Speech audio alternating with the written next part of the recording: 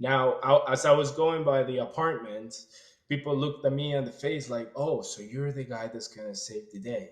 So you're the guy that's gonna save the HP. Oh, so so they see hope on you.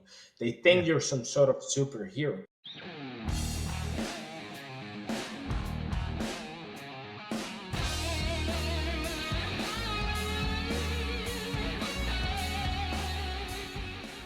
Hola, what's up, everybody? Welcome back to the Reliable HVACR podcast. I appreciate everybody for tuning in, watching this live. If you guys joined the live chat, I appreciate you guys interacting with me and the guest. If you guys are on YouTube, make sure you like, comment, and subscribe to the new channel and help the podcast out by wherever you listen to on Spotify, Apple Podcast, making sure you leave a 5-star review, hopefully, and get the podcast out to more people. And I want to give a quick shout out to the sponsors that help support the podcast. If you guys are interested in the software that we use to help my business, you can go check out Jobber. If you guys follow the link in the description or go to getjobber.com/reliable HVACR, you will get a free trial and discount and see if it can help you out. I also want to thank VETO Pro Pack, best tool bags out in the market. You guys already know I'm a VETO person. I have a VETO setup for everything in my van. So if you guys want to check out the link in the description, you can go to their website, go see all the bags that they have, go check out my customer profile that's there, and show your support. And I want to thank our newest sponsor, BOSCH. They are changing the game with their inverter heat pumps. BOSCH IDS Lite 15 SEER system has it all, combining quality inverter technology and standard efficiency at an affordable price point. The outdoor unit is available in 24K, 36K, and 60K BTU capacity, and it can be paired with either a wall or ceiling air handler. Gives you plenty of installation options. The BOSCH IDS Lite will be equipped with a low GWP R54B refrigerant by this fall. Visit boschhomecomfort.us to learn more. All right, on today's episode, we have Nicholas Ramirez. He's been in the field and then he's gone all the way to in the classroom teaching this trade, which I think is very admirable. So we'll talk about his journey getting into the trade, doing his own thing, and then having the opportunity to give back and teach. And when I went to school, I actually had teachers that were out there running their own business, being in the field, and then they taught during the day or at night. And those were really cool because you got all the experience, the stories, along with the textbook in the classroom. So really cool to hear how he deals with actually being in the field and then going into the classroom and teaching. So without further ado, enjoy the episode. I've heard that from like the bigger states or the ones that have more going on, it's kind of harder to get permits and all that, because we get permits here and it's like one day to the next and we got a crane out there and everything. So we do a lot of change outs. No big deal. Right. Well, the main concern and one of the biggest problems that happens here in New York City, it's parking. You know, Oh yeah. if you live in New York, you have to kind of like prepare yourself to it because you're gonna spend a quite little time looking for parking every morning and every night. So when it comes down to like cranes and you're doing big things on the street, there's a couple of things on the way, like permits and all that, to like get the crane there and start doing your thing. It takes a little while here in New York City due it to the parking problem, you know. Yeah, I feel like Sometimes. that's a big issue because I always forget about that because we do have a downtown area here that's like old school. Like you got to parallel park, you got to do all that. But like that's kind of like how you guys see it over there. I only see it in a little section here Right. Here it's downtown. everywhere. That's just like this how the state is over there. Yeah, but you know what? I still love it. It's freaking amazing. It's still So love it. like when you guys if you guys do commercial, I understand because you gotta find parking and then Mm, you gotta get all your stuff down the street to a building and then wherever you're gonna work at. Right. So think about it this way: if you're working in the city, like some prestigious, richest, expensive area, you could still park on the street. But the thing is, there is a 2 meter hour parking that you have to pay. So most likely you end up paying by day around $80 to $90 and parking every day. If you let's say if you pay 2 hours, if you miss a minute just to put another 2 hours, there's a small tiny chance that you get a ticket for it. Yeah, I've had that happen like I said, we have a downtown, and we actually did work there, and it was always a pain in the ass unless we got there super early to get parking. Right. So last year we did a project, and believe it or not, it came out to be cheaper for me hire somebody to stay in the car than pay all the tickets every week. It was cheaper. It came out to be Yeah, cheaper. yeah, You know, you gotta find ways to get it done. you gotta find a way out. Yeah, Nah, it's we crazy. mostly do commercial, so like we were talking about the whole 24/7 thing off air, but like it's funny. I still see some vans that advertise that they put on the van like 24/7. I'm like, I don't want to do that. So Nah. we've had some that because like we used to have like IHOP and Denny's, right? They were open. Okay. I think they're still open 24 hours. I don't know, Some of but them, yeah. those were that was like one of our first or some of our first big customers, and I was always tired. It was always late at night. They needed something, weird times after hours, and they wanted it done like now, right? And Hmm. they're open. That's when they get busy. They get busy at night and stuff. They want that stuff worked on. And we don't do those anymore. I've been lucky and spoiled that we do fast food chains that don't do breakfast. So they open at like 10:30, and I'm like, cool. And get anything I need to Nice. get done in the morning, and then show up to work after 8, like 9, something like that. I don't have to be out there at 5 in the morning or whatever it is. Like we used to have one that was not open 24 hours, but they were open like I think they would open at 5 or 6. Like they were a breakfast place. And they were like, can you come in before we open? Like, they have a prep cooler down or something like that. I'm like, I'm not going at 4 in the morning or I'm not working overnight. Like we've done that before. Like sometimes you have to, but I don't Hmm. want to. It's well, here it's an issue because of like sanitation and food. If it let's say the restaurant is open, for some places you're not allowed to work. You're not allowed to go in and do the work because Oh of yeah. some of the stuff, like the maintenance things that we used to clean the coil and all that might drop on the food. So if there's people in the place, you're not allowed to do anything unless everybody's gone. See, like I don't think a lot of people understand that because I only do kitchen refrigeration, right? So sometimes I have to make a trip back another day because they already opened or they already started their lunch rush, and everybody's always like, "Oh, you should have done it, when you were there and this and that." Like people that watch my content, whatever. Yeah, And yeah, I'm like, no, that's not how it works. I had to like one I remember vividly was I had to run thermostat wire through a drop ceiling.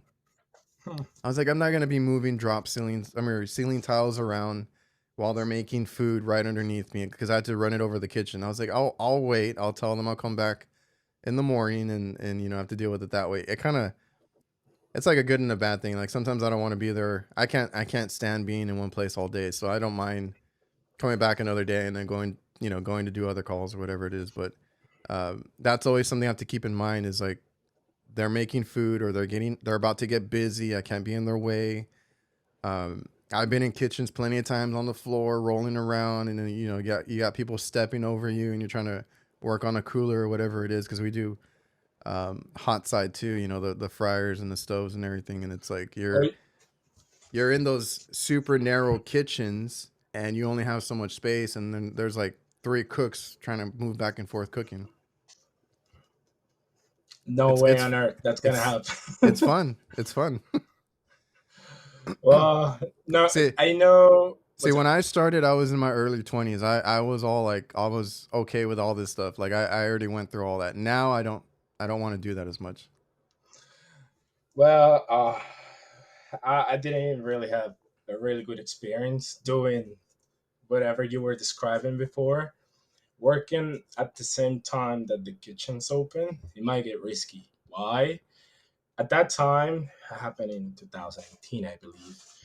Uh, Somebody that it was working with me, they the guy had like a motor under hands, and the floor kitchen sometimes is you can't really walk because of the grays and everything. It's sleepy, Oh like you yeah, can just fall yeah. off all of the sudden. So the guy, Especially if they don't have mats. Some places do have the oh, mats, but like without it, no. And then mm, they curve and everything because they got the floor drains. Yeah, I've been through horrible. But that. it's still amazing. But so I was saying, right? So this guy was grabbing the motor. I was on the ladder.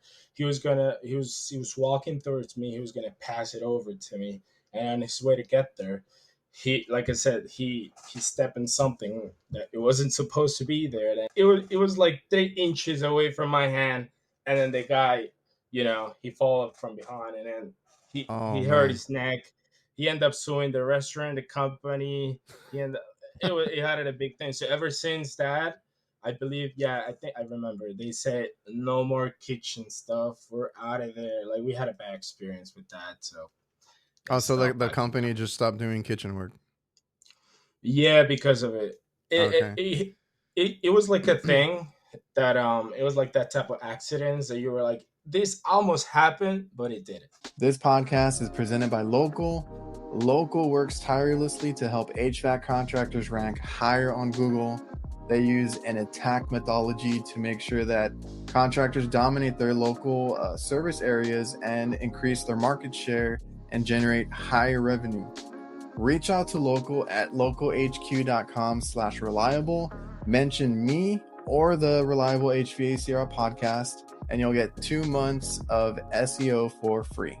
Hey man, this trade, especially HVAC, like it's not easy. I always think about that too when I have somebody with me. I'm like, please be careful coming up this ladder. Or I have some sketchy ones. I have one that I got. The only access I have to the roof is through the back of the building because they have that that huge, I forgot what you call it, that huge little wall that surrounds the top when you're on the Right. roof. And there's signs and everything. Like I can't put my ladder there, so I have to go through the back. And they decided to put like a carport all along the back side of the wall. So I got to get Wow. a ladder on the carport. The carport is super flimsy, and I got to put a ladder from the carport to the roof to get on the roof. And with that one, I'm always like, if I have somebody with me, I'm like, please stay at the bottom. I'll go up there. I'll do it. I don't want to risk you falling off or anything like that. Because I one time I did with that one, I didn't. I don't remember if I tied it or if I didn't tie it good enough. The ladder going up, and I was about to get on the roof, and like it started slipping, right? And I had to kind of, Mm. I was already putting a foot up there. I kind of had to hop on, and then I was like, shit, okay. And I'm pretty sure I did tie it. Maybe I just didn't tie it well enough because I think the ladder did fall, and I was able to pick it up with the rope because I had it like roped or something. Yeah, And I yeah. was like, okay, from now on, I'm gonna like make sure I double check that it's like sturdy, right? Jeez, man. Wow. I feel like one of the most beautiful things about this trade is just the fact that every day you don't know what risk you're gonna take. Walking in an edge of the building, trying to get to the compressor and everything. It's just like you said, it's fun. You It's you always just yeah, because I forgot what I was talking about with somebody, and I'm like, or I think I was answering questions with one of the sponsors I have, and like it's fun. There's a few things that make it fun. It's the work that you see, but it's also like being creative and kind of thinking on your feet and how solving problems and all that. So not only like for the equipment you're working on, but like how are you gonna do it? I always think about like what tools do I need, and how am I gonna get in this spot? You always got these weird spots that you got to get into, especially like refrigeration stuff. I, mm, I've seen I've seen some weird places that they put these coolers and walk-in boxes, and then it's like, okay, I'm getting up there, I'm getting into this, I'm getting into that, and You always see something new. I've been doing it 17 years. So like I started in my early 20s. After high school, I took a year off because I didn't know what I wanted to do. And then I got into what I do now. Wow, we kind of had the same path. I graduated from high school too, and I work in like caterings, restaurants, warehouses, moving boxes and everything. But it wasn't until 2016, by the time I was 16 years old. Yeah, yeah, I was 16 years old when I joined the HVAC in 2016, and it all started from there. And I've been doing it for, yeah, almost 9 to 10 years. Yeah, like I only had after high school, I only had one job. I was at a Sam's Club. That's a grocery store. I don't know if you know Sam's Club. Heard of it? Yeah. And man, they treated me like crap there. I ran the grocery department, right? And the two older guys that were there, they always ended up needing them for something else, and I was always left by myself, right? Running the grocery section, trying to restock it, trying to because there you have to. It's all like it's a lot of people that shop for themselves, but like it's a lot of like little businesses that go because it's like you buy the stuff in bulk and all that, right? So like it, and we live by the border, so a ton of people from Mexico come over, right? And all these little stands and stuff that they have too, and they come and buy stuff and take it with them, whatever it is. Like it would get packed, and I would get overwhelmed because they would ask me like where stuff is, and I'm trying to make sure that my stuff is stocked. Then we got to take out our own trash. Like it was a lot of running around for one guy. Every time they did my evaluation or whatever it's called, they never gave me my raise because they said I wasn't doing enough, and I was like, "Are you kidding me?" So I was very upset. And like when my dad started his business, I felt so good to go up to their office and be like, I'm leaving. I'm not doing this anymore. I'm gonna go work for my dad. And I'm they're out of like, here. yeah, I'm out of here. And they're like, no, like, come on, man, are you sure? And I'm like, fuck this, I'm leaving. That's one of the things that made me stay in the HVAC. The fact that you learn something new every day. I'm not saying these type of jobs are bad, because we all had to start. We all have a process that deserve respect and everything. But one of the coolest things about this job is that I spent like I said, like a year doing a couple things, and Hmm. on my first month as helper, not even tech or installer, as helper, Yeah. and my first month, I learned so many things. Well, Here, I like just the found. thing with me is like it took me a while, but like I didn't know how to use power tools. I wasn't mechanically inclined or anything like that when I started. It was like my dad doing it, and I went to go help him out too. Like I learned all that, and now I do projects around the house. I've worked on my own car. Like I do all this stuff now because I like doing it, and it was because I tried out, the trades, and that's how I learned. Well, funny thing, my dad. Well, he didn't really tutor me to the field, but let me just explain that part real quick. So I came to the U.S. back in 2015, and before that, well, I lived with my parents and everything. My But dad from was a where at? truck driver. Huh? From where? Bogota, Colombia. Colombia. Awesome. Yeah, yeah, yeah, yeah. So my dad was a truck driver, and he used to be the mechanic as well. So he kind of showed me how to use wrenches, screwdrivers, thinking logically to get the job done and all that. My So grandpa was a mechanic, yes, and so he that he that learned. kind of. He taught all his kids and stuff, and I didn't pick it up like them, but I was around it a lot in the shops. Yeah, you kind of have an idea how the car works, but you're not really an expert. Yeah. But the fact that you develop skills with tools, and mechanically you become good at something. I came when I was literally a kid, and when I moved to the US, I was looking for a pad and everything, and that the HVAC gave me the vision, the path that I was looking for. Because, like I said, it only took me a month, and it was winter time, worst time to work outside. It was like for somebody that it was new, they would have had it right the next day because it was cold. You didn't know anything, long hours outside, whatever. But I just loved it. The fact that you learn something new every day and gives you value as man. It's one of the reasons why I'm still here. It's Have crazy. did you start there in New York? Yeah. I started here in New York doing residential. I didn't know what to do with my life at that moment, right? Yeah. So when I started, like, grabbing tools and everything, it kind of gave me the feeling to like dip more into knowledge. So I went to like, I took like electricity classes, plumbing classes, thing to like, wrap yourself into it. But I could definitely tell you that when I started, I believe you clearly said it earlier. Didn't have any idea how an AC works, or Yeah. just the name of some of the tools and all that. So I kind of started from zero, and it's been a while ever Yeah, since. when I started, but I guess I eased into it cuz I was good with computers and all that kind of stuff, and I used to sketch when I was little. Like all that came into play because when my dad started his business, he needed logos and business cards and like helping him out on that side. I didn't like go in the field right away. And then I started like tagging along with him on the weekends, early mornings with the pickup truck he bought, to get his business started and all that. And I was just helping him out. I didn't think about it too much. I'm just handing him parts or handing him tools or whatever it was. And then Right. later, he, him and, well, my parents wanted or thought of me going to like an HVAC school to learn that side because my dad doesn't do that. He only does the cooking equipment. And Okay. like I said, I eased into it. I kind of liked it. I liked, where we were working at. We were doing like hospitals and pretty good restaurants here and there. And then I got into school and I learned a lot at mine, so it went well for me.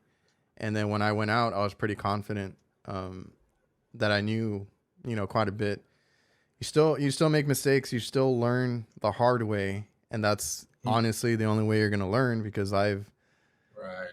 done so many bad calls when I started, and then like you learn from it, and then you get better. Because going to school, I think I thought I knew more than I actually did, and it helped me with like knowing superheat, subcool, how to get my gauges on, how to kind of the just the little things, and then like from there Right. you got to figure out because once you get out in the field it could be anything, right? It's like it's not always like this problem or this solution.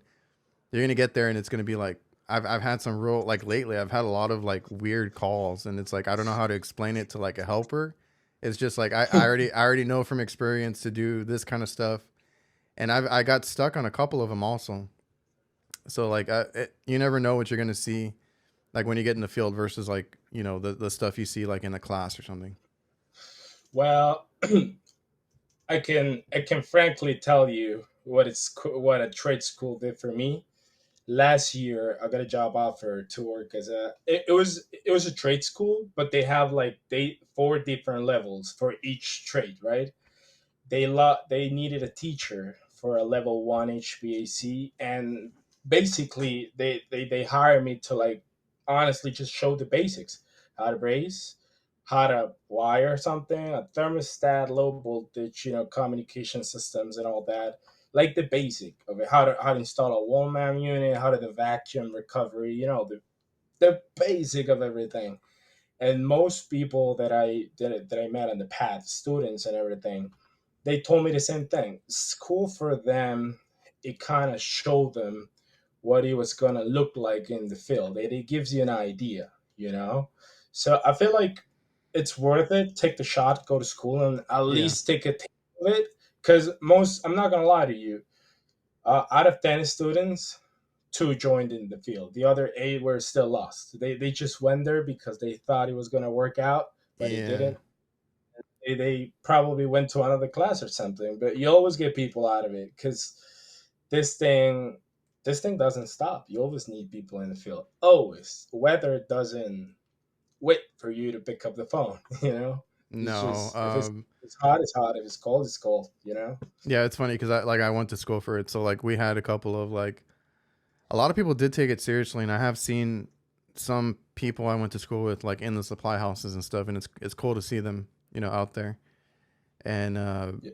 but we had those like class clown type people. I think even like a couple of them got they got the teacher so upset that they just sent them home, and like that was it. They weren't gonna allow them back in the classroom. So Wow. some kids do get into it and they don't know if they want to do it or not. And if you just take it in, learn it, and kind of take it serious, like you said, and I've told people the same thing. These skills can help you in like so many ways because you're not. It's kind of funny, like even going to school for HVAC, you're gonna learn. Because I had an electricity class, I had a like you said, we learned brazing, so you get to learn how to solder and stuff. We had a residential class, a commercial class. We had, so many different, even the duct design. I don't even use that, but I know how to kind of do it. I would have to remember a little bit of it because I kind of forgot. But like I knew all my basics, and there were so many like subjects that I took that it set me up to be in the field and stuff. Today's episode is also brought to you by NAVIEN. If you haven't seen it yet, NAVIEN has entered the HVAC space in a big way with the new NPF hydro furnace. This hydronic forced air furnace delivers industry-leading variable capacity operation from 15 to 100% in both natural and propane configurations. You can learn more at navieninc.com. I also want to thank DIVERSITECH. They simplify your work. They have everything a contractor needs to complete a job. That goes from equipment mounting, condensate, management, tools, maintenance chemicals, electrical components, indoor air quality, and much more. They have different branches under the same umbrella. More than likely, you're already using some of their products or tools. So go check out diversitech.com, and it's your one-stop shop for everything HVAC. I will say though, like it's kind of cool that you're doing that, and it's just even the basics, like that helps a lot of techs because I've even had people ask me in like the videos I do, which I'm gonna try and post more, but they're like, can you do a video on how to braze or how to this or how to that? Because like a lot of them, I guess, learn on the job, and they're just there like figuring it out. They don't know exactly what they're doing. And even myself, I get a little bit.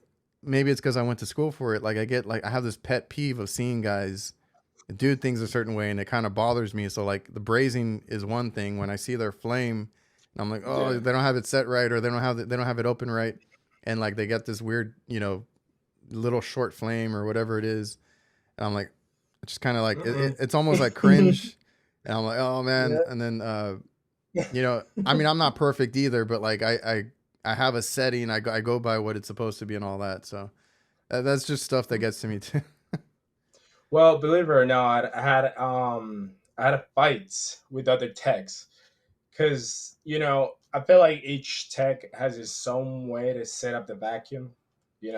Some of them put the hoses in another spots that they believe is right, or some of them believe is wrong.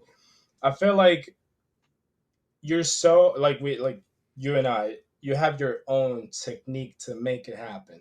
So whenever you see somebody else doing, the other way that you're supposed to be doing it, you kind of have this warm fuzzy feeling in your head saying, mm, Yeah, something's off here. Something's definitely off here. yeah. I But mean, it's I'm still still I still take from other guys that I watch or that I know, like they have good um, setups or techniques or whatever it is. So I'm still learning too. But yeah, like there are some things that I'm like, oh, that's not right, or that's not.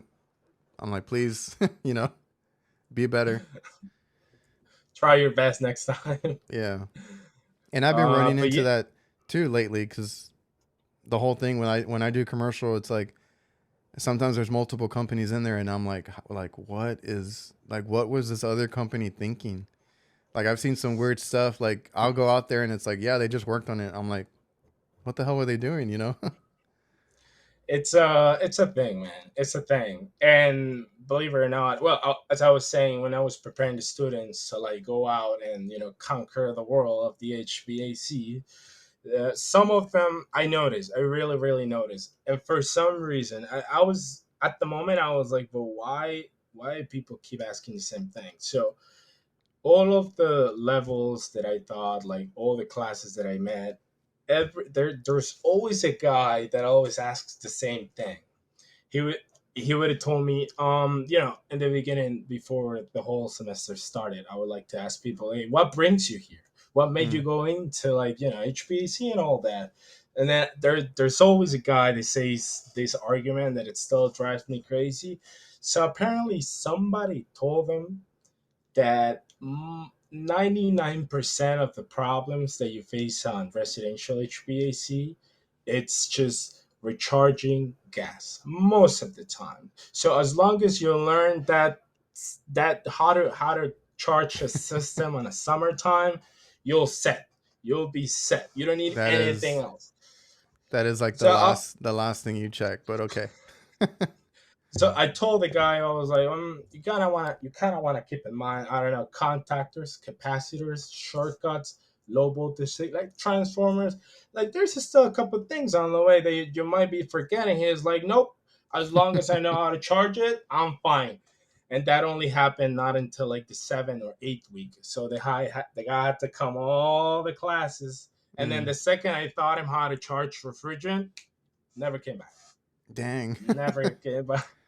Never No, came but back. like and I had an instance where that kind of, well, I mean, I was assuming everything was okay, but I went to it and I'm like, what's going on with my system and this and that. Like, um, I overlooked something. I had to go in the drop ceiling and I found that my return duct just fell apart. And I'm like, oh, okay, this is our issue. It's not like I was thinking it was like a refrigerant issue or something weird. And I was like, no, like, let me keep looking. And then, like, there it was. I wasted time on the roof checking if the coil was clean and if this other stuff was working. And I'm like, let me go in the let me go in the attic real quick. That's one of the craziest thing about service, and it's sometimes frustrating as well, because you kind of have an idea of like what the problem could be, and you just dip into it so much that the second you figure that wasn't the issue, you kind of get mad. Be like, I thought this was the problem, man. I know. I had that moment recently, and it's happened. It's always gonna happen. Like, nobody's perfect. Doing that for 8 years and then going into teaching, I've actually seen people, because like when I went to school, there was a few guys that were like super smart dudes, and this and that, and then like the rest of us, were more with the hands-on stuff. But these guys were really smart. They actually went back. I don't know if it was like a year later or something like that to Right. to teach, because I guess, I mean, they probably offered them that job because they stood out as students or something. But I've seen that before, where guys graduate and they go back and teach at the trade school. Uh, right. So what happened to me? It's like most of the experience that most of the knowledge, most of the knowledge that I've been getting through the years, it's all based on the same philosophy of just, you know, don't even read the book, just throw yourself in there, apply knowledge to it, and do it with your hands. So it's not like I at the time when I got the job offer to be a teacher, I was like, all right, let me just go over something real quick. I know how to fix the problem, it's just that I don't know how to explain it. you know That's how you I need am. you need because I don't know, in the beginning, well, before I got into like the whole teacher thing, I had the same feeling. I was like, it's just, I know how to solve it, but I just know how to explain it. And you Dude, you that need that to. was I'm sorry, but that was me, because my dad would always be like, "Okay, like, explain to me what happened or this and that." Like when I had started, and I Yeah, was like, yeah, I was yeah. like, I don't know how to explain it. I was like, I was just good at fixing stuff, and that's honestly how I was.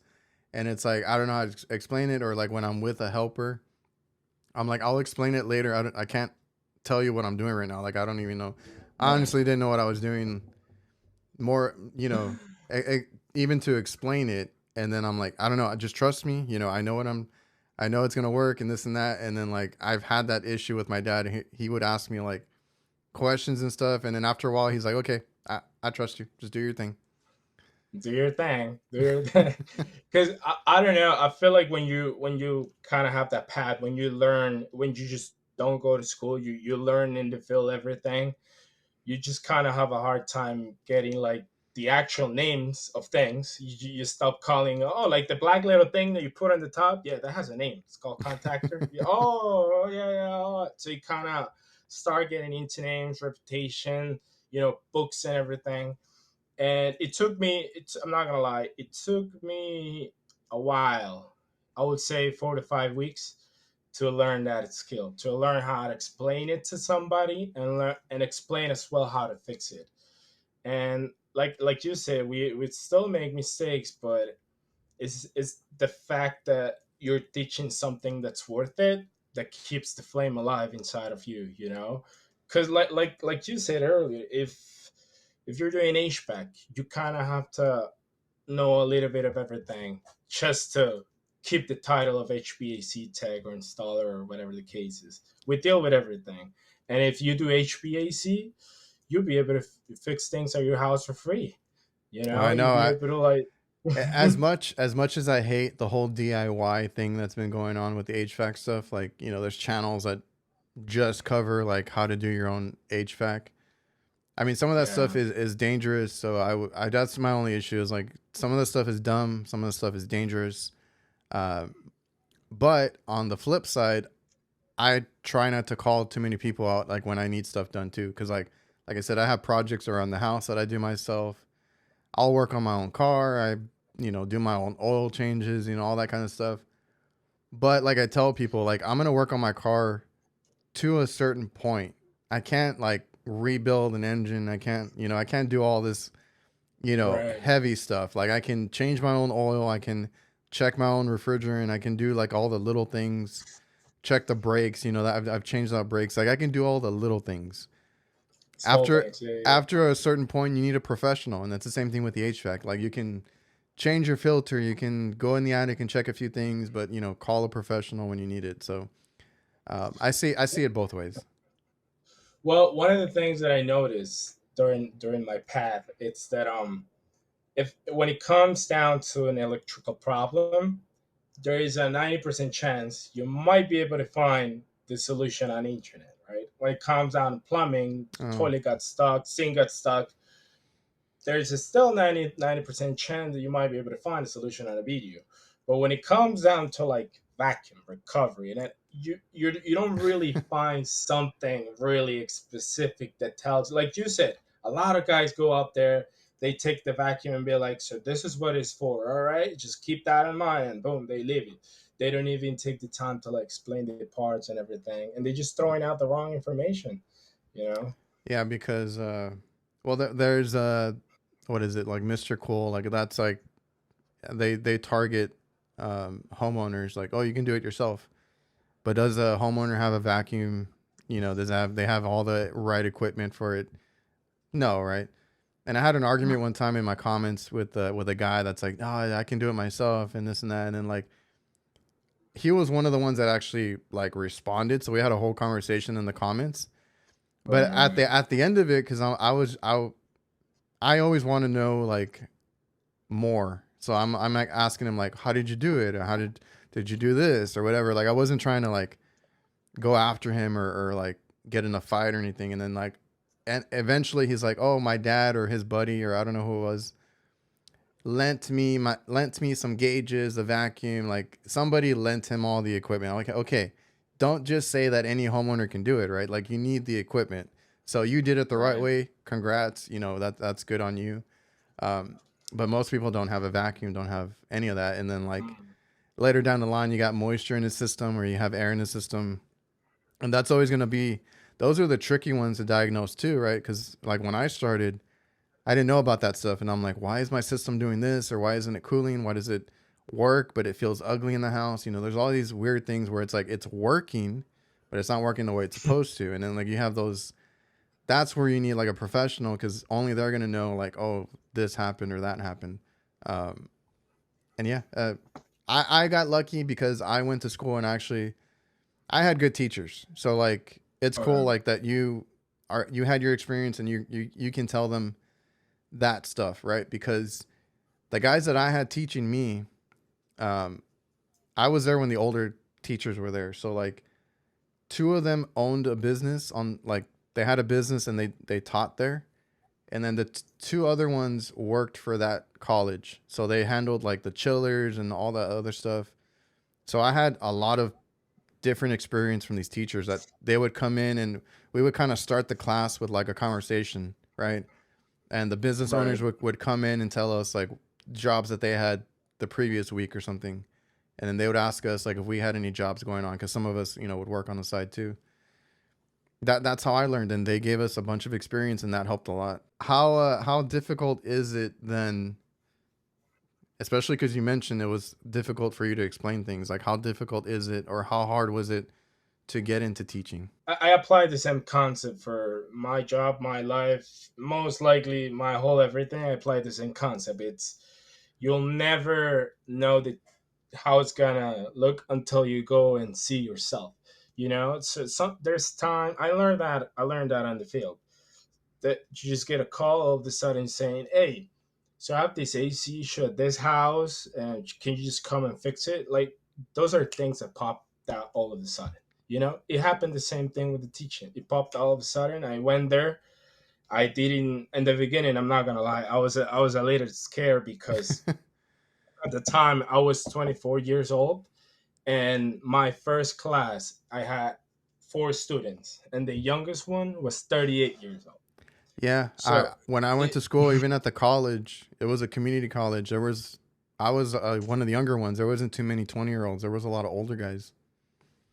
yeah, yeah, yeah. And I face in the beginning it was hard explaining and all that because I didn't really feel comfortable doing it. The fact that they were older than me and they might have more experience than me, and the only reason why they were there is because they needed a certificate. But Yeah, they were raking my balls, and at some point they were giving me a hard time because they wanted to test me. In the yeah, beginning, I'm not gonna lie. In the beginning, I had two guys, one in each semester. In the beginning, I always introduce myself. Hey, I'm Nick. I'm the teacher. We're gonna have such a great time. This, and that. And at the end, you just clarify yourself if there's any questions in the room or anything, so you can just answer these people what they think of you. And two of the guys asked me almost the same question. They looked at me in the eye. They were old. One of them was 45. The other was like 52. They were old. They looked at me in the eye and they'd say, "Do you really know what you're doing, kid? Or shall I just go to another class?" They told me straight up in my face that. I was like, if you stay the 8 weeks, that's what the semester lasts. You'll find out at the end, but you have to stay to figure it out. They look at me, we'll give it a shot. And then, believe it or not, at the end, we became such a good friends. Like, besides the student teacher relationship, yeah. we even handle jobs to each other now. So, Okay. it's just give it a shot. Give it a shot. You might be young, you may not have the experience, but as long as, you have the guts and the courage to step on the podium and be like, "I'm here. What's up?" Just let it roll Well, and like, make this thing happen. yeah, I'll be honest. Like, even the stuff that I do now, the podcast, being up at the awards show, like, I would have never have done any of that before. Like, and it's like you said, you don't. I'm super like. I mean, I'm carefree. I'm laid back. All that stuff, and um, I am an introvert. I do get nervous and stuff like that. But like the way I've always lived my life, whether it's work related or personal, is like you said, you don't know until you get there, right? Like I'm always like, why am I gonna worry about it? Why am I gonna stay up all night worrying about it, this and that? Like I'll deal with it when I get there. I've always been that way, and it's just the way that I get through things. Because like you don't want to spend your life, worrying about different things. So, um, my girlfriend actually was asking me because she's a teacher. She teaches like high school and stuff, and Okay. I guess because of all the stuff that I'm doing, she's like, "Why don't you be a teacher for this too?" And I'm like, I don't know. But the older I get, the more I do enjoy like talking about it. So maybe at one point we'll get there. Because, like I said, I saw it at my school. Like it's a full college now, but like some of the ex Right. students have gone to go teach and stuff. When I joined the HVAC back in time, I thought like the world of the HVAC was surrounded by service, installs, and maintenance. But when I got the job offer of teaching the class, I was like, wait, hold the phone right there. So there's another industry in the same trade, which is teaching, learning, and education. So I was like, wait a minute, there's more of it. There's sales department, there's CEO department, there's like Hmm. units department, branch department. It's so many departments that you can look into it out of one trade. Now think of like electricity, plumbing. Like, not my point is, there's so many phases of it that if I were you, you know, lost in whoever it's lost in their past right now, just give it a shot to each one of them, because you might not be good installing or servicing, but you might be able good selling, or Yeah. just getting jobs, or getting, just try to give it a shot. There's so many things to try. You can't just focus on one, and there's a market for it too. I'll be honest with you. When I got into teaching, they kind of explained to me like the economics, like how does the whole thing operates, and you kind of want to start your own thing after you hear that. 'Cause it's worth education. Oh, It's yeah, worth it like for everyone. especially like good education because there's so many that get a bad rep because it's like a crash course and like people are like I didn't learn anything or this and that and they just took their money, right? Um, but like other places, like I got lucky with mine. Yours seems like a pretty good one too. Like you actually learn stuff because the teachers, are giving you as much information as they can. They're trying to give you experience that they've had, and I guess in a way that's kind of what I do with my stuff. It's like it's the stuff that I see at work. That's what's gonna help you. I mean, get books. Also, get whatever you can because I have my books. I after I went to school, I was still reading my books like for another year or so just to kind of grasp everything. And then I took my contractor's license, which was a whole thing. I can't even. Right now I would not be able to do that anymore. I don't like being in the books and stuff like that. But at the time, I took the effort and studied and did everything I could. And good education is not, from what I've talked to other people, it's not easy to find either. So like we do need more like people that are passionate. And I always go back to like, there's obviously the big ones like Craig Migliaccio, HVAC Oh, School, Brian Orr. My favorite is Ty Brenneman, right? Like those guys okay. are awesome. Those are the guys that I'm like, man, I wish I could be like them. Like the way they teach. It's the fact that they know how to explain it really, really damn well. You understand these guys. Ty, well, yeah, they break it down pretty simple, and then Ty Brenneman, like his energy is just like it makes me watch the whole video. Yeah, you don't want to skip a second of it. You Yeah. just kind of watch the whole thing. But what's it called? Um, you're right. You're right on the part that says finding a good education becomes really hard sometimes. It is. It is, and let me tell you why. When I was assigning my education program, I try to like, all right, let me just check, some other schools, the way they roll it, what things do they do to improve the trade and all that. And I was disappointed. To be honest with you, I was disappointed. I went to a couple of them, and you know what I noticed? Most of them, clearly don't really put a lot of effort when it comes down to give the information to them. Why? Because I remember this one. It was amazing. So I counted top of my head like 30 students, and there was only one teacher with only one motor on his hand explaining to 30 people the same thing. Dang. One of the things that I notice, it's from trade school, it's that people don't go there to like stick to the books and read it. People actually want to put their hands on the thing Oh and yeah. you know kind of oh, so this is what a motor looks like, instead of just having look at someone doing it. You don't really get a lot. That was one of the things that I loved about my school was all the equipment they had, like all the Mhm. hands-on stuff. Like that's without that, I would not have been confident getting into the field after that because like I was able to do. We did pump downs, we did recovery, we did hooking up gauges, we did walk-in boxes, split systems, and I think window units. And we had to wire like they would just take all the wiring out and then you have to wire it back in, like stuff like that. And I was like, this is awesome. This is like, actually stuff that I'll use in the field. Some schools, like you said, they either don't have enough hands on or they don't have, or it's like too many students to a teacher. I've heard all of that and it just sucks. Like we do need more or better Yeah. education for these kids because like a trade, I mean, that sets you up. And I tell people all the time, like, if you learn that skill, nobody can take that away from you, and that's gonna help you like for life. That'll feed you for life. It's amazing how this thing can teach you something new every day, and also the fact that it gives you the ability to go to the next level too. Because like I said, most common jobs, they don't really give you the opportunity to like keep going up the scale. This thing does it.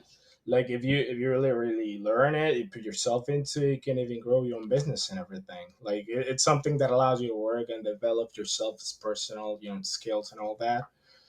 Yeah, It's because one of the I best was stuff. very introverted. I did not talk to anybody when I was younger, and I had Same to case, bro. Same case. I had to get out there after we after I got in the trade. You know, you got to talk. At least in my line of work, managers, owners, a lot of people like in management and stuff like that, and then trying to bill and all this stuff. Like, I actually got complaints when I would go in and out and just do my job. They would that my dad would call me. They're like, "Did you go, here, this or this and that?" And they're like, that the managers would actually be like, he didn't tell us anything. He didn't explain anything. He didn't say hi. The basic stuff. And I'm like, well, like I was like super young at that time. I was like, I just went to do my job. I didn't know that was an issue, so I had to learn that part of it, right? Like you said, you get people skills, you get a bunch of other skills with the trade, and you can work your way up. Anybody honestly can run their own business, and we like when you start, you you you earn your stripes. You have to go through all the bad work too, and then when you start your business, you do have to hustle, but you can choose your own work. So that comes back to, I only do kitchen refrigeration. I don't want to get into residential or anything like that. Right. And we have turned away work when it's like too much of a hassle. So like you can start your own thing, you can do your own thing, and you can choose the kind of work that you want to do, or you can take another career path. Like you said, it could be teaching, it could be selling, um, working at a wholesaler, distributor, whatever it is. Some guys are good at it. I had a friend growing up, in a good way. He was the best bullshitter. Like he could sell anything. Like and he worked at what were those, like the not Blockbuster but the other one, Hollywood.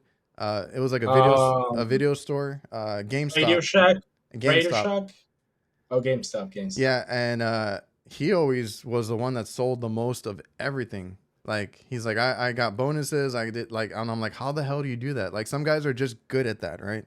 Like Oh, he wasn't like a scammer or anything. He just was good at talking and talking people into buying things. So I'm like, yeah, there's people like that, or there's jobs for people like that in our trade. There's a little bit of anything for anybody. You just have to get in the trade and kind of find it. right, right. And like you said, it allows you to grow, and it allows you to, put yourself as company. And I feel like that's like not the highest level, but as company, when you started like from the bottom, like the bottom of it, and you learn, you messed up on the way and everything, and when you get to the point when you have to create a company, it becomes harder and harder, because now it's not just it happened to me. I believe I mentioned, I wonder if I did, like a year and a half I started my own thing. I fought in the company that was working out, we had an issue, and I left. I started my own thing, and I was like, you know what? Now I'm gonna be able to find my own sketch. Now I'm gonna be able to find my own money. Now I'm gonna be able. Nah, all of that, take that away. Becomes harder. Why? Because now you have to be a salesperson. Now you have to be your own driver. You pick up your own garbage. You own your own secretary. Like it kind of start like throwing so many things at you, but it's amazing. It's amazing the way how this thing teach you things and put you out of the comfort zone, Oh yeah. just to be like, there's an option to keep growing. You want to stop, it's cool, but if you want to keep growing, you could go ahead and keep building things, or keep making things happen. But at the time, I'll be honest with you, I will never regret being in this field. It's so amazing the way how it clicks on you sometimes, and that's one of the things that I love from this job. Let me just tell you a little bit of a story that happened to me like a week ago, actually. It was Friday. I had a call service at 7 p.m. I checked the GPS. And it was like 20 minutes away from me. I'll give it a shot. It Okay. doesn't seem hard. When I got there, it was a 28th floor building. The super comes down to get me on the first floor, and then he kind of explained to me the problem on the way up to the floor. So we got into the elevator, we got out on the 10th floor, and he's just started looking at his phone. And I was like, "Hey man, what's the apartment that has the problem?" He's like, "No, it isn't just the apartment. The whole floor is down on AC. It was like 90 outside. I went. It was 18 units in total from of the 10th floor. 18 units, and I went apartment by apartment, just checking, FPM, CFM, air temperature, whatever, the basic diagnostics that you run Yeah. to give a result. So I check everything before the fix and after the fix. Really cool trip. It gives you a better perspective of the job. Now, as I was going by the apartments, people looked at me on the face like, "Oh, so you're the guy that's gonna save the day. So you're the guy that's gonna save the HP. Oh, so they see hope on you.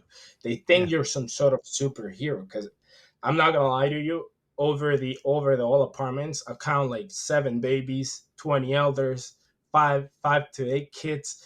Everybody was just hoping for you to figure it out. It took me all night.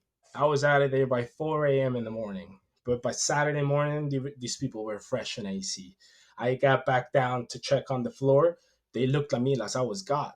I'm not gonna lie to you. They were like, "Dude, you saved the day." Like four texts came before you. They didn't have a clue of what to do. You saved Oh, the day. that's the No, this best.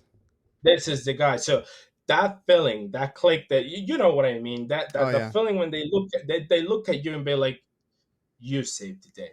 No one else did. You did.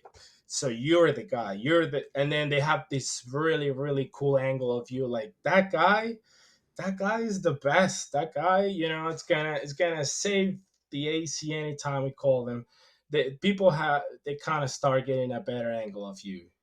That's one of the most beautiful things Yeah. about this job. And I love They that. they respect you. Yeah, I love that I too. love that part. That's like the best part because when I started, like to one of your points earlier about being young and being a teacher, like I was young trying to get my license and be a contractor. I got it like right away as soon as I had the experience that was needed. I took the test, but I'm super young in a field of a bunch of older guys, right? Everybody looked at me like, "Who is this kid? He doesn't know anything," stuff like that. So I always try to be, the best that I could be as far as like being up to date on the stuff that I learned in the books, but also like getting out there and actually volunteering to do all the work. I want to learn how to do this. I want to do all the brazing. I want to do all everything, right? And then I got pretty confident in my work. And I've had a couple of people that I could call, right, that would help me, but like, I mean, they can only help me so much, right? Like over the phone help is always, hit or miss. But Yeah, yeah, hit yeah, or it's miss. like one Yeah, of the hardest things because now I'm the one trying to take calls, like helping other guys out. But I learned everything in the field. I learned everything on my own. I made so many mistakes, and nice, I was nice. just like, even if I screwed something up, I'm like, I'll fix it. I'll fix it. I'll get it going. I've had a lot of late nights, figuring out things. And if I ever screwed up or didn't fix something, like I would stay up all night looking up like the issue or the manual or whatever it was. So Right. like back to your point about like being the hero, being the one that goes out there, like I've had that. I still have it. I just had it recently. Somebody and they know that we're good. The places that we go to. Like the thing is, like there's different levels of management. So like upper management, that they're like area managers. They wanted Yep. to get like multiple bids on certain things. So like I've had other companies that come in and try to do the work that we do, and I still have to go behind them and kind of fix some stuff too. And the managers here, at least the store managers, are like, man, they only want Adrian, they only want my dad touching this stuff because like they fix it, and they even want us 6, 8 hours away at other stores because they trust us that much, right? And then it's hard to find good techs, but um, I always tell people like when you get out there, just be confident. Don't be cocky because that's how you make mistakes. But No, be confident, no. and that's the best feeling.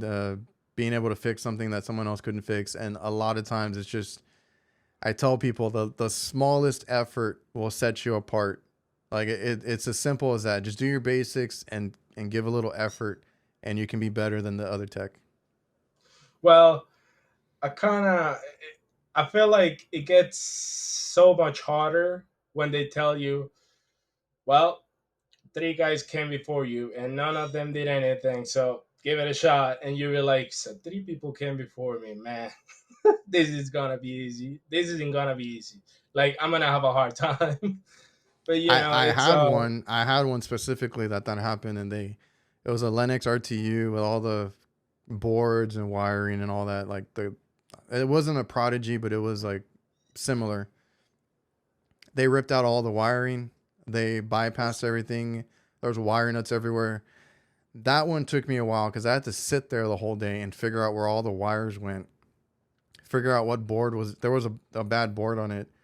Figure out what they were trying to do, and then like it took me all day, but I figured it out. That one almost, and I had several of those to do because they had like 4 RTUs that all had similar issues, and like I said, it took me a while, but that one almost, like I tell people, that one almost kicked my ass because I was overwhelmed. I didn't know what I was doing, and I'd never worked on a Linux before, but they all work the same.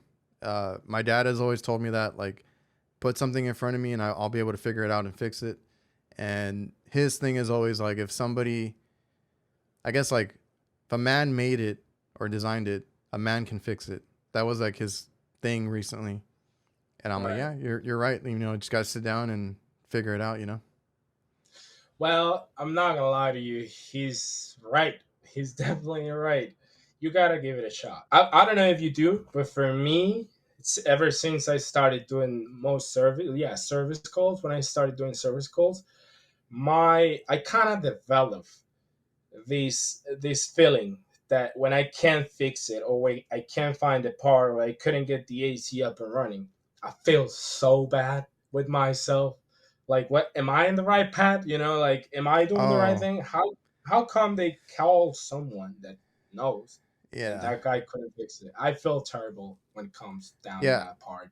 I've had both. I had recently a mom and pop restaurant. I couldn't get the coil. I felt so bad, and they Mm, weren't gonna buy a new unit. They were worried about the price for the coil, and I was like, I can't get it. I talked to it was Rude or Reem, whichever one. I talked to them directly, and they were having issues getting these things out. So wasn't able to get that, and I felt bad telling them that. And I've always had that. Like since I started that feeling. I hate that feeling.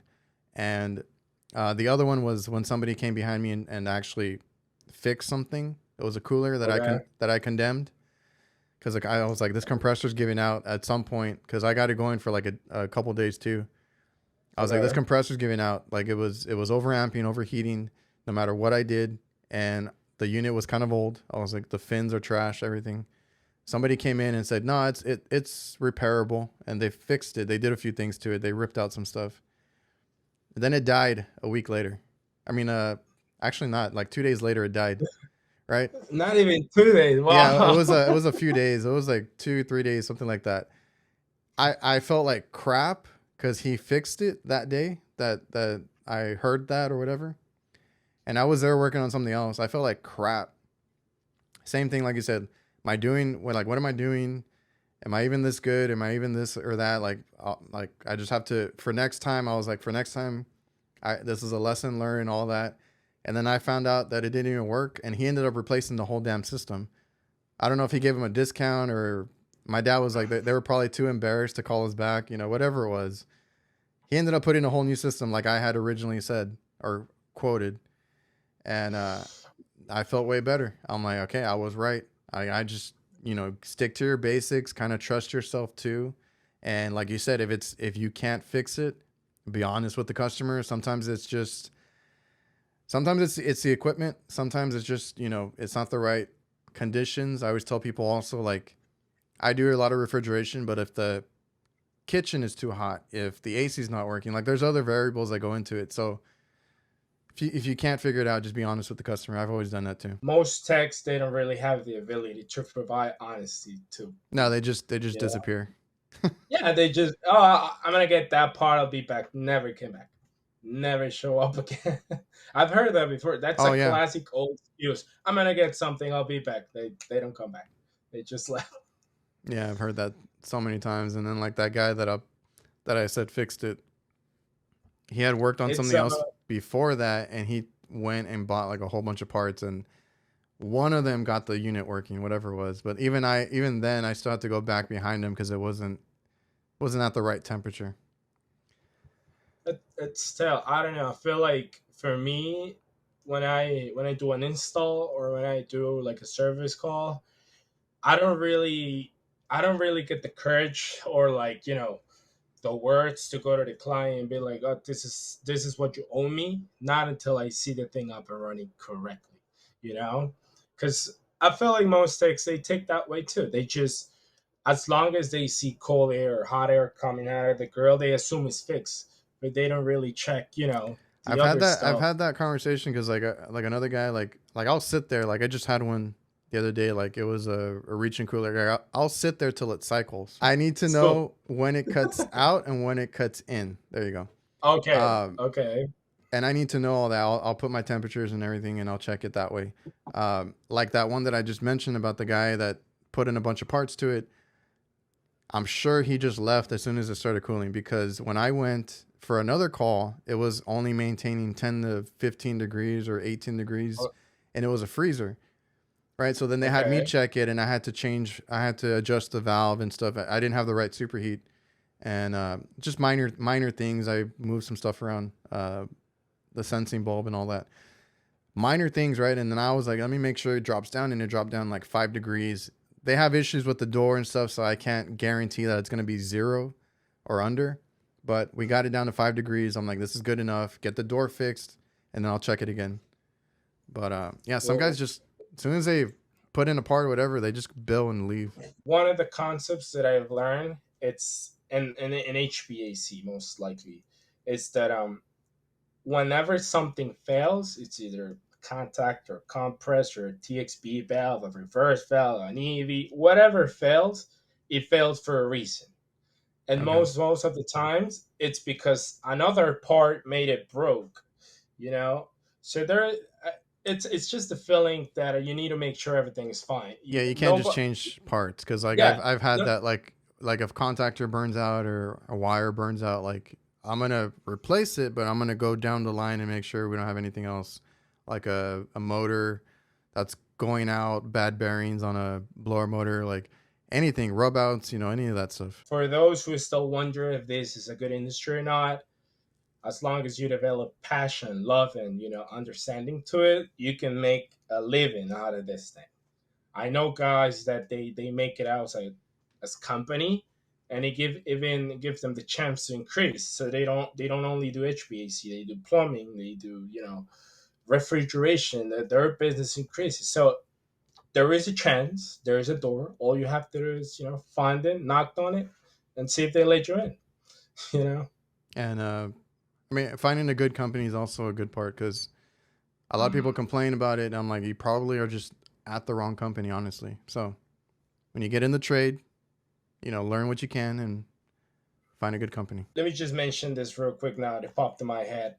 The guy that teach me back in time how to do startups, he said sometimes you don't need a vacuum. You just open the valves and it still works. And I bought that. I thought that was true. I was like, really?